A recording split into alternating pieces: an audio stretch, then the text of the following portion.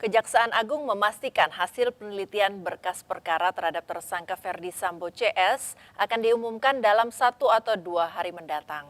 Sementara itu, pemirsa Komisi Kode Etik Polri menjatuhkan sanksi demosi atau penurunan jabatan selama 3 tahun terhadap mantan anggota Satreskrim Polres Metro Jakarta Selatan, Ibda Arsyad Daifa Gunawan.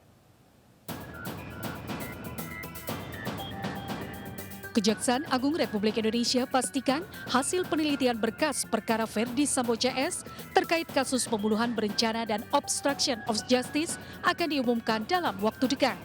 Kepala Pusat Penerangan Hukum Kejaksaan Agung Ketut Sumedana mengatakan hari Kamis esok merupakan batas akhir dari Kejagung untuk menyatakan sikap terkait kasus tersebut.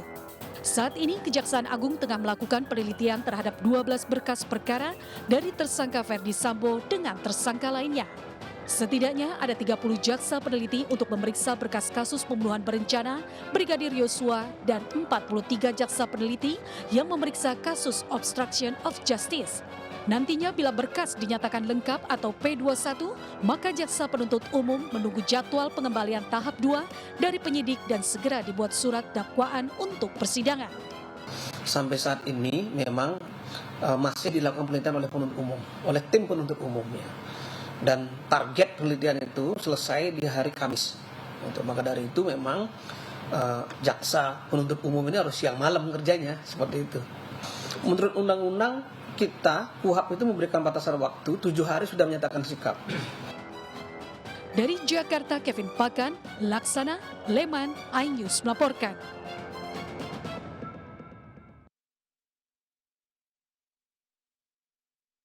Jumlah anggota Polri yang dijatuhkan sanksi terkait pelanggaran etik dalam penanganan kasus Brigadir Yosua terus bertambah.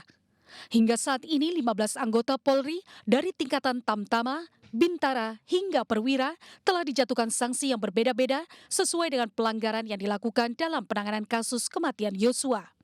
Dalam proses sidang etik Senin kemarin, pemeriksaan dilakukan terhadap Ibda Arsyad Daifa Gunawan, mantan Kasubnit Satreskrim Polda Metro Jakarta Selatan, yang diduga melakukan ketidakprofesionalan saat olah TKP di rumah dinas Ferdi Sambo, Duren 3 Jakarta Selatan.